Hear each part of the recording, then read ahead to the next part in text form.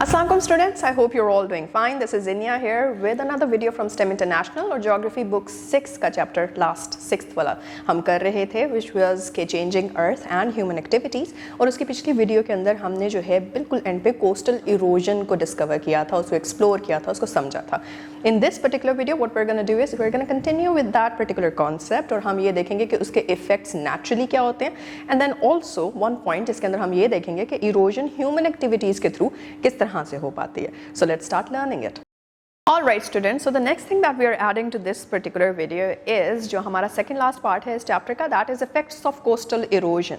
कहीं पे भी सबसे पहले जो है वो अगर तो river है या भी कोई भी water body है जिसके अंदर ocean आ सकते हैं, seas आ सकते हैं and wherever they are, तो वो अपने साथ के इर्द गिर्द का जो area होता है, जो terrain होती है, जो land होता है उसको भी affect कर रहे होते हैं, right? जिस तरह हमने पहले पढ़ा था कि water itself is a geomorphic agent. तो उसकी वजह से क्या क्या landforms develop होते हैं अब हम वो पढ़ने जा रहे हैं. These are the direct effects of coastal erosion.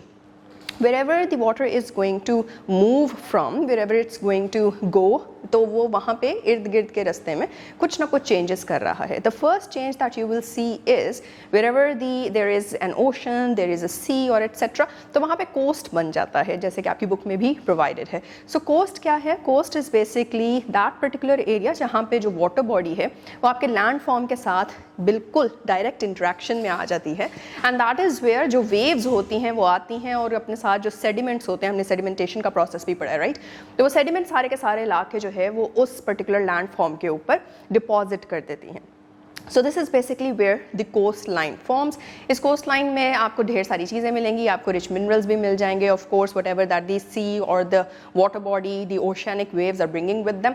या फिर यहाँ पे आपको जो है वो बहुत ही ज़्यादा shiny से pebbles भी मिल जाते हैं. That is also because of the way in which water basically interacts with rocks etc. जो कि water body में itself होते हैं. The second feature that you're gonna see is कि there might be a formation of cliffs and wave cut patterns या फिर platforms.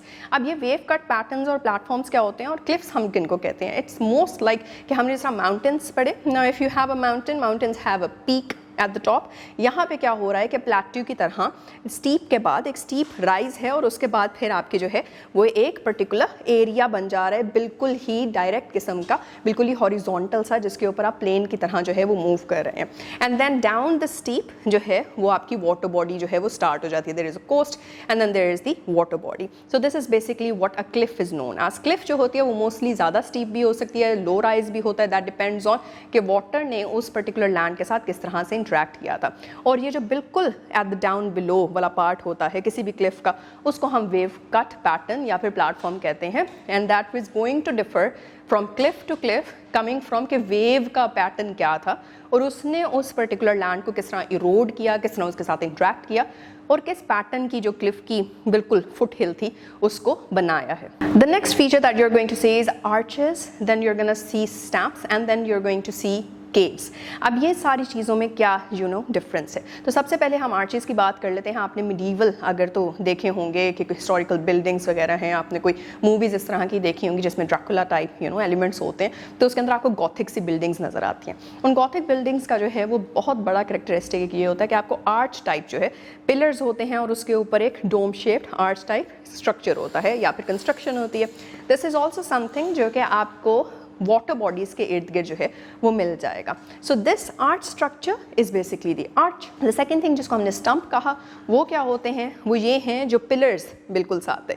जब ये आर्च डिस्ट्रॉय हो जाती है, for instance wave I, wave टकराई और इस आर्च को उसने तोड़ दिया, तो दो पिलर्स रह जाते हैं पीछे या एक अगर पीछे रह गया. So what ever the case is, इनको हम सी स्टम्प्स कहेंगे, right?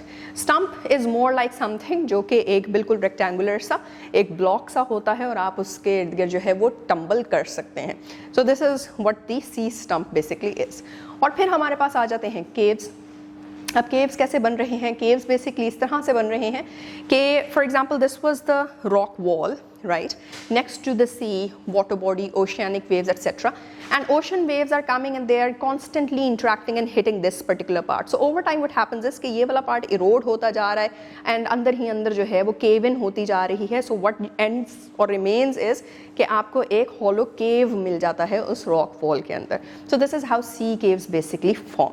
And these sea caves, if the water level keeps on rising, or जिस तरह से आपने stumps के बारे में पढ़ा, स्टम्प्स भी जो है ऊपर से इरोड होते जाते हैं, तो वो फिर नीचे छोटे छोटे रह, जिस तरह आइसबर्ग्स नज़र आते हैं हमें बहुत ही छोटे से। टाइटैनिक का अगर आपको जो है वो किस्सा याद हो तो उसके अंदर आइसबर्ग की बिल्कुल टिप सी नज़र आती है। इसी तरह स्टम्प जो होता है बिल्कुल नीचे सी, जो ओशन या सी या ओशन बेड है वहाँ से स्टार्ट होता हुआ आ रहा होता है। वो रॉक का एक पाइल होता है ऊपर तक, और बिल्कुल सी सरफेस से ऊपर इतना सा रह जाता है, तो वो हम उसको स्टम्प कह लेते हैं। जिस तरह एक रोड के ऊपर जो है वो स्पीड ब्रेकर्स आते हैं, इसी तरह वो वेव्स के दरमियान जो है वो एक ब्रेकर सा बन जाता है।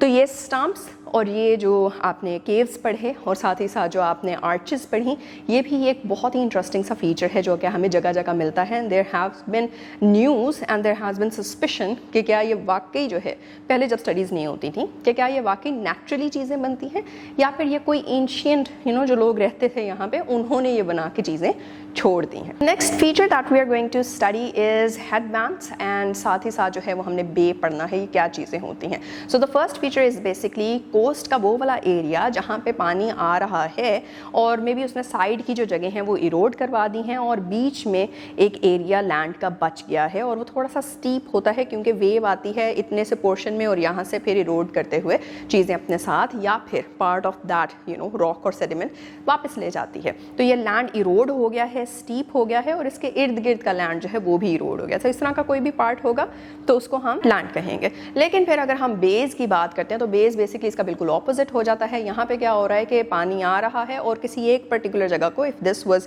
The coast line, it is very straight right, लेकिन अब वो आके यहाँ पे जो है वो बेंड क्रिएट कर रहा है और यहाँ पे फिर आके पानी जो है वो इकट्ठा हो रहा है और उसके इर्द गिर्द जो है वो coast line still it remains. तो this is the exact opposite of a headland, and this is the difference between a headland and a bay, और ये फीचर भी हमें वाटर बॉडीज के आसपास नजर आते हैं। The next feature that we are doing is a lagoon. Lagoon क्या होता है? The name is interesting and also the formation is as well. वो तब होता है जब पानी आया and then there was some particular portion आपके कोस्ट के ऊपर जो कि थोड़ा सा डिप्रेस्ड था। डिप्रेस्ड इन अ सेंस के थोड़ा सा बीच में जिस तरह एक खड्डा होता है, एक हॉलो सा बन जाता है, उस तरह से एक डीप सा रीजन था। बाकी उसका इर्द गिर्द का रीजन जो था वो थोड़ा सा हाई था। So what happens is that when water waves come and then they kind of cross this particular line और वो आगे तक पहुंच जाती हैं, and when they move back, when they retreat, तो यहाँ पे जो डिप्रेशन था वहाँ पे पानी रह जाता है। ये पानी अब इर्द गिर्द से किस चीज़ से एक काइंड ऑफ लेक बन गया, और वो लेक क्योंकि अब ओपन वाटर बॉडी के साथ जो है कनेक्टेड है, इट्स नॉट लाइक कि बहुत दूर कहीं पे पड़ा हुआ है और बहुत ही आइसोलेटेड सा, that is what lake is. यहाँ पे जो है that's not isolated at all, यहाँ पे इंटरेक्शन जो है वो पानी का या फिर आपकी मेजर वाटर बॉडी का हो जा रहा है all the time continuously. So this particular water body over here is now called the lagoon. Next आपने जो है वो अपनी बुक में पढ़ा होगा stacks के बारे में। stacks जो हैं that is the same thing, longer stumps stack से रोड होते जाते हैं और फिर वो स्टम्प्स बनते जाते हैं। स्टम्प्स को हम समझ चुके हैं उसका कॉन्सेप्ट, और अगर वो इरोजन ना हुई हो उस पर्टिकुलर स्टम्प की और वो अपनी टॉल उसी तरह से बना हो जिस तरह वो ऑलरेडी था before the arch basically got off, तो उसको हम जो है वो स्टैक कह देते हैं। That is also one of the characteristic features of how water body interacts with the landform and then creates geological differences. And the next feature we have are mud flats. Mud flats क्या होते हैं? mud flat तब होता है जिस तरह हमने lagoon पढ़ा और so and so। इस तरह पानी आ रहा है अपने साथ जो है वो सेडिमेंट्स लेकर आ रहा है और उसको डिपॉजिट करेगा। लगून के अंदर पानी डिपॉजिट करके चला गया था राइट। यहाँ पे क्या कर रहा है कि वो अपने सेडिमेंट्स डिपॉजिट कर रहे हैं, not only on the coast but somewhere further in, और वो फर्दर इन जाके जो है वो वहाँ पे सारा का सारा पानी और क्ले, बेसिकली क्ले के सेडिमेंट्स को डिपॉजिट करता है, और जब वो इकट्ठे हो जाते हैं तो वहाँ पे फिर पूरा का पूरा एक मडी सा, जिसको हम कीचड़ कहते हैं, वो मड क्रिएट हो जाती है वहाँ पे। So this is what is called a mud flat. The next feature are beaches. Beach का आपने सुना भी होगा, पाकिस्तान में भी ढेरों बीचेस हैं राइट। सबसे ज़्यादा आपने जो है वो कराची की साइड का सुना होगा जहाँ पे लोग जाते भी हैं एंड ऑल दैट। वहाँ पे फिर एक ईगल पॉइंट भी है और डिफरेंट पॉइंट्स बने हुए हैं। सो अच्छा, अब वहाँ पे बीच में और कोस्ट में क्या डिफरेंस होता है? कोस्ट इज़ बेसिकली जहाँ पे आपको एक रॉ सा पूरा का पूरा जो है वो स्ट्रक्चर मिल रहा है। There is no such thing कि जी वहाँ पे आपको लगून्स भी मिलेंगे, वहाँ पे आपको जो है वो हेडलैंड्स भी मिलेंगे, बेस भी मिल जाएंगे, सो एंड सो, ये सारी डिफरेंट चीज़ें हैं। लेकिन beach is one kind of that distinct part of the coast जहाँ पे आपको जो है वो शाइनी पेबल्स मिलते हैं, आपको ग्रेनाइट मिल सकता है, आपको ग्रेवल मिल सकती है। वहाँ पे आपको जो है वो सैंड मोस्टली जो है बिल्कुल बारीक सैंड लैंड जो है वो एज इट इज़ नहीं मिलेगी, वहाँ पे आपको पेबल्स की जो है वो मिकदार ज़्यादा मिल जाती है, वहाँ पे आपको ग्रेवल ज़्यादा मिलता है, इस तरह की जो है वो डिफरेंसेस वहाँ पे होते हैं। तो इन जगहों को हम जो है बीच कहते हैं। ऑल्सो ओवर टाइम बीच का अपना साइज़ और अपनी जो उसकी सारे कॉन्स्टिट्यूएंट्स हैं वो चेंज होते रहते हैं डिपेंडिंग ऑन कि जो वेव्स हैं वो अपने साथ क्या क्या डिपॉजिट लेकर आ रही हैं and how long and how frequently are they interacting with this particular beach. The next feature we have is a spit and a tombolo. इन दोनों के अंदर क्या डिफरेंस है? स्पिट बेसिकली इस तरह से है जिस तरह एक बहुत ही बारीक सा पाथवे रह जाए। इट्स मोर लाइक के एक आपकी कोस्ट से थोड़ा सा सेडिमेंटल जो डिपोजिशन थी एंड ऑल दैट वो एक्सटेंड होके जो है वो आपकी वाटर बॉडी में आ गई है। और यही स्पिट अगर मोर एक्सटेंड होती जाती है एंड जाके आगे किसी फर्दर फार ऑफ आइलैंड के साथ अटैच हो जाती है तो फिर हम उसको टोम्बोलू कह लेते हैं। So a very narrow pathway which basically extends off from the coastline within the actual body of the water. जी तो बच्चों ये सारे वो तरीके थे जो कि नेचुरल थे और नेचुरली जो है वो पानी जिस तरह से इंटरेक्ट कर रहा था लैंड के साथ और वो वहाँ पे आपको डिफरेंट जो है वो लैंड फॉर्म्स बना के दे रहा था, right? And that is exactly also one of the ways in which attraction of a particular place increases, क्योंकि लोग जो है वो इस तरह के डिफरेंट जियोलॉजिकल जो आपकी डाइवर्सिटी होती है उसको देखने के लिए आते हैं, उससे जो है वो अट्रैक्ट होते हैं और इसी से जो है वो आपका टूरिज्म भी बढ़ जाता है। And now what we are gonna do is we are going to complete the last part of this particular chapter. आखिरी चैप्टर है, ख़त्म करने जा रहे हैं हम, so excited for that as well. So the last part that we are going to end is for now कि human activities ऐसी कौन सी हैं जिसकी वजह से आपको इरोजन होती हुई या फिर लैंड फॉर्म्स में तब्दीली होती हुई जो है वो नज़र आती है।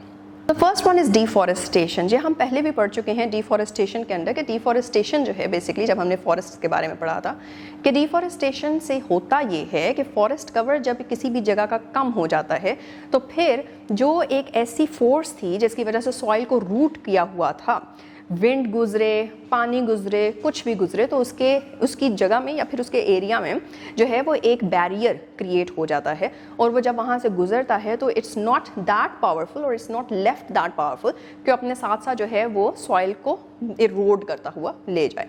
But now when there is no tree cover, सारे ट्रीज वहाँ से उठ चुके हैं, सो देयर इज़ नथिंग जो कि एक बैरियर की तरह या फिर जिसे हम स्पीड बम्प्स कहते हैं या स्पीड ब्रेकर्स कहते हैं, उस तरह से कोई भी चीज़ जो है वो अब रास्ते में नहीं रही। So what happens then is कि इरोजन का प्रोसेस बढ़ जाता है। So this is one way in which humans basically are doing what? They are increasing the frequency and the rate of erosion that is happening otherwise naturally. The next thing that we have is irrigation. अब irrigation से क्या हो रहा है? First thing that you're doing is कि again इसकी association reforestation से आ गई है। हमें fertile land चाहिए होता है, fertile land mostly हमें forests में मिलता है, right? Because वहाँ के ऊपर जो है वो organic decay एक process चल रहा होता है जिसकी वजह से nutrient rich soil जो है that is what results. तो what we do is कि हम पहले तो forest को साफ करते हैं, deforestation that is, फिर उसके बाद वहाँ पे जो है वो हम irrigation कर रहे होते हैं। So irrigation के process से भी क्या होता है कि irrigation के ऊपर फिर आप दोबारा जब आप क्रॉप्स वगैरह लगा रहे हैं और वो पानी का एक जो है वो एक बहाव वहाँ से फ्रीक्वेंटली आपने कर दिया तो उसी वजह से बहुत सी चीज़ें जो हैं वो सॉइल में से इरोड होती हुई आपके रिवर सिस्टम्स के अंदर चली जाती हैं, जिसमें फिर आप इन इरिगेशन प्लेन्स के अंदर या फिर अपनी क्रॉप्स वगैरह की जगह के ऊपर जब आप फर्टिलाइजर्स यूज़ कर रहे होते हैं जो कि सिंथेटिक होते हैं, they also get carried away through the process of erosion. और इस वजह से क्या होता है, इस वजह से सिर्फ और सिर्फ आपके जो सॉइल है उसकी फर्टिलिटी या फिर उसकी हेल्थ ही इफेक्ट नहीं हो रही होती, बल्कि वो सारा का सारा पानी और सारा का सारा इरोडेड मटेरियल जो कि आपके रिवर सिस्टम्स में जा रहा है वो भी रिवर सिस्टम सारे के सारे इफेक्ट होते हैं। और उस रिवर सिस्टम के अंदर जो इकोसिस्टम बना होता है, मतलब जिसमें हमने पढ़ा है कि डिफरेंट काइंड ऑफ फिश है, आपके डिफरेंट काइंड ऑफ ट्रीज़ हैं, मैंग्रोव्स हैं स्पेशली, तो कोस्टल फॉरेस्ट्स हैं जैसे कि, ये सब के सब इफेक्ट हो जाते हैं। So it has a very compounded effect on the overall health of the globe. Topic agriculture है और एग्रीकल्चर को हमने इन एसोसिएशन विद इरिगेशन जो है वो पढ़ लिया है and that is exactly the same thing that is going to happen. Agriculture के अंदर भी आप इरिगेशन जो प्लेन्स थे वहाँ के ऊपर ही क्रॉपिंग कर रहे हैं और वो क्रॉप्स जब आप करते हैं और फिर उसके बाद आप क्रॉप्स को काट देते हैं, पीछे सॉइल की वैसे ही फर्टिलिटी कम हो जाती है, उसके पास power to actually hold on to itself वो भी कम हो जाती है। और फिर जब उसके ऊपर से फ्लड आ गया for example if it was situated in a flood plain, वहाँ से गुजर रहा है एंड ऑल, तो फिर उससे क्या होगा कि इरोजन की जो फ्रीक्वेंसी है वो बढ़ जाती है। और वही फ्रीक्वेंसी फिर हमने देखा कि किस तरह बढ़ते हुए सिर्फ और सिर्फ प्लेन को ही नहीं अफेक्ट कर रही होती, बल्कि रिवर सिस्टम्स को, वाटर बॉडीज़ को भी अफेक्ट कर देती है। The next activity that we have with us is mining. Mining का आपको पता है कि किस तरह से होती है। Mining is also when you are digging through the earth's crust, right, ताकि आप उसकी जो है वो जो लोअर उसकी लेयर्स हैं वहाँ तक पहुँच जाए। सो व्हाट हैपन्स इज कि when you are digging through, तो आप बहुत से जो अर्थ की लेयर्स हैं और जो मिनरल्स हैं और जो रॉक सेडिमेंट्स हैं एटसेट्रा उन सबको निकाल के खोद के बाहर कर रहे हैं। So again what is going to happen is कि सॉइल की इंटेग्रिटी जो है वो अब कमज़ोर हो पड़ चुकी है, वीक हो चुकी है, जिसकी वजह से इरोजन वहाँ पे अब not only because of humans जो है वो एक तो हो गई कि ह्यूमंस ने ही डिस्प्लेस कर दिया सॉइल का मेजर पार्ट, बल्कि अब जियोमॉर्फिक एजेंट्स जो हैं जिस तरह विंड है, पानी है एटसेट्रा वो भी वहाँ से ईजिली जो है वो सॉइल को इरोड करना या फिर रॉक्स को इरोड करना शुरू कर देंगी। And next we have industrialisation. Industrialisation again same thing, आप एक प्लेन एरिया जो है वो लोकेट करते हैं, प्लेन एरिया के ऊपर जो है वो आप फिर कंस्ट्रक्शन स्टार्ट कर देते हैं। उस कंस्ट्रक्शन के लिए अगर आपने कहीं पे भी घर बनता हुआ देखा हो या कहीं पे भी कोई बिल्डिंग की कंस्ट्रक्शन आपने देखी है, तो आपने ये ज़रूर देखा होगा कि सबसे पहले तो उसकी बेसमेंट की तरह जो खुदाई होती है, और उस खुदाई में फिर फाउंडेशंस जो है वो पहले बनाई जाती हैं, बड़े बड़े पिलर्स लगाए जाते हैं, और वो पिलर्स जो है पहले खड़े करके फिर उसके ऊपर जो है वो आपका पूरा का पूरा स्ट्रक्चर बिल्डिंग का खड़ा किया जाता है। सो what happens by that is कि सॉइल अगैन, क्योंकि अब आपने सॉइल के बीच में गैप डाल दिया है, तो उसकी वजह से उसकी इंटेग्रिटी कमज़ोर हो जाती है, और उसका आपस में जो एक ऐसे करके यूनिटी थी उसकी, वो ख़त्म हो गई, टूट गई, जिसकी वजह से उसकी इरोजन होना जो है वो आसान हो जाती है। And next we have construction. Construction again जिस तरह इंडस्ट्रियलाइजेशन में आपने पढ़ा, उसी तरह से अब बहुत और भी चीज़ें हैं जो कि आप कंस्ट्रक्ट कर रहे होते हैं, जिसमें ब्रिज आ जाता है, जिसके अंदर माउंटेन्स के ऊपर जो है वो आप अपनी रोड्स बना रहे होते हैं, माउंटेन्स के अंदर जो है वो आप खुदाई करके कोई ना कोई पर्टिकुलर जो है वो बिल्डिंग क्रिएट करते हैं, या फिर कोई पैसेज वे जो है वो बनाते हैं, जिसको हम जो कहते हैं वो अंडरपास भी कह देते हैं एंड ऑल दैट। तो ये सारी की सारी चीज़ें, या फिर टनल्स बनाते हैं उनको गुजरने के लिए।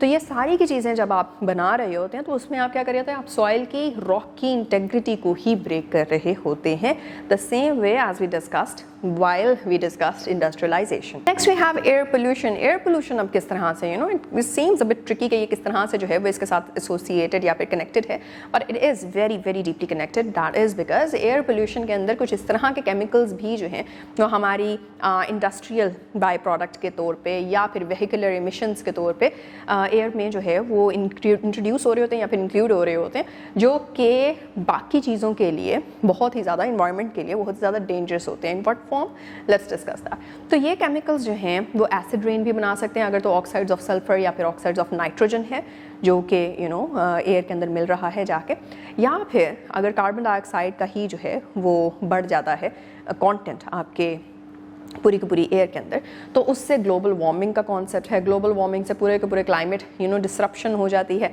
फिर अगैन अगर सल्फाइड्स और नाइट्रेट्स जो हैं वो बढ़ चुके हैं, ऑक्साइड्स स्पेशली इनके बढ़ चुके हैं आपकी हवा में, तो साथ साथ क्या हो रहा है कि इनकी वजह से एसिड रेन क्रिएट हो रही है, और एसिड रेन की वजह से फिर केमिकल वेदरिंग का प्रोसेस जो हमने पढ़ा था वो फ्रीक्वेंट हो रहा है, उसका रेट बढ़ रहा है, और ये दोनों चीज़ें मिलकर ग्लोबल वार्मिंग, उसकी वजह से क्लाइमेटिक पैटर्न्स में जो एक इरेटिक से चेंजेस आ रहे हैं, प्लस जो केमिकल वेदरिंग आपकी एसिड रेन से हो रही है, ये दोनों मिलकर कंपाउंडिंग इफेक्ट रखते हैं, और वो कंपाउंडिंग इफेक्ट जो है वो ओवरऑल आपकी सॉइल की इंटेग्रिटी अगैन, हेल्थ अगैन, और जो इसकी इरोजन को रेजिस्ट करने की एबिलिटी थी, उस सबको जो है वो इफेक्ट करते हैं। Last human activity is herding. Herding क्या होता है? Herding is basically when you take your livestock, right, और आप लाइफ स्टॉक को किसी ओपन प्लेन में ले जाते हैं, वहाँ पे वेजिटेशन है, वहाँ वो एक ग्रास लैंड है, वहाँ पे ग्रास उगी हुई है और प्लांट्स हैं एट्सेट्रा, और आप जो है वो अपने लाइफ स्टॉक को अनलिमिटेड तौर पे, अनचेक्ड तौर पे उनको ग्रेजिंग करने देते हैं, उनको वो घास खाने भी नहीं देते। So what happens there is कि जैसे जैसे वो उसको खा जाते हैं, तो आपकी सॉइल जो है वो एक्सपोज हो जाती है to the geomorphic again agents, जिसके अंदर विंड आता है, पानी आता है। सो प्लांट्स के बारे में एक चीज़ समझने की हमें बहुत ज़्यादा ज़रूरत है, और ये है कि प्लांट्स जो हैं वो अपने साथ एक पूरा रूट सिस्टम रखते हैं। That is what you know, right.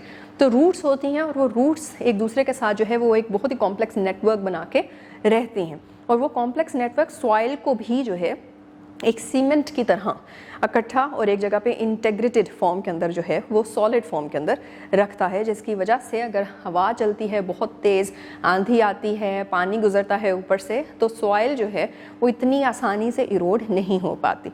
लेकिन अगर वहीं से आप जो सारा का सारा रूट सिस्टम जो है वो वहाँ से निकाल दें, उठा दें, तो फिर सॉइल जो है वो एक्सपोज्ड रह जाती है, वीक रह जाती है, और कोई भी जियोमॉर्फिक एजेंट होगा तो वो उसको आसानी से जो है वो इरोड कर सकता है। So this is how human activities basically add to the worsening effects of erosion. जी तो students, we are done with the very last chapter of this particular book, that is geography book 6, and I hope कि पूरा का पूरा ये हमारी जो एक जर्नी थी, हमने जो एक चैप्टर पढ़ा, उससे जो है वो एक तो नॉलेज भी कंस्ट्रक्ट हुआ है, और मोर ओवर हमें जो है वो एक appreciation of the features around us जो है वो भी डेवलप हो सकी। And with that I hope के we might now meet with a new book, and till then I hope कि आप इसकी अब नेक्स्ट वीडियो के अंदर एक्सरसाइज जो है वो करेंगे, एंड इसको जो है वो दोबारा रिपीट करते रहेंगे, so that whenever you come across a new और कॉन्सेप्ट, तो ये कुछ बेस कॉन्सेप्ट्स जो हैं, फाउंडेशंस जो हैं, वो आपकी बहुत ही ज़्यादा सीमेंटेड हों, बहुत ही ज़्यादा ग्राउंडेड हों। And with that take care, अल्लाह हाफ़िज़।